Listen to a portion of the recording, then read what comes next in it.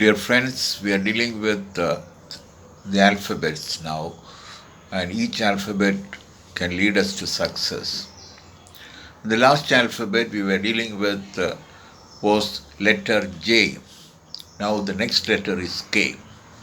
When we think of K, there are two aspects in K. One is kind, another is kind-hearted. Actually, these two letters or these two Ks, or kind and kind-hearted, is something which make a difference in a human being. What is the difference? In us, there are two possibilities. One is to achieve the what's in a life, another is the who in life. What is connected with our profession, and who is connected with us. That means, as a human being, what is our position?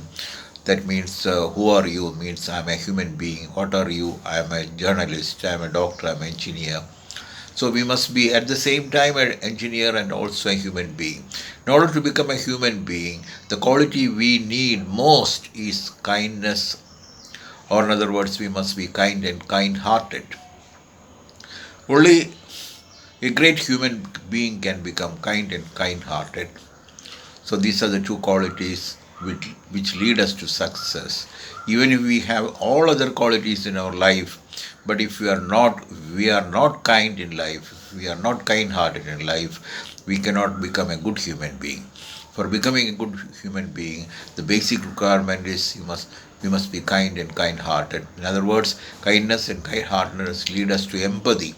Empathy is the greatest quality of life. So we must have empathy, or we must become empathetic only because of kindness. So let us improve the kind-heartedness within us, or kindness within us. That is the two K's, that is kind and kind-hearted. So be kind and be kind-hearted. If we are kind and kind-hearted, automatically we become a good human being.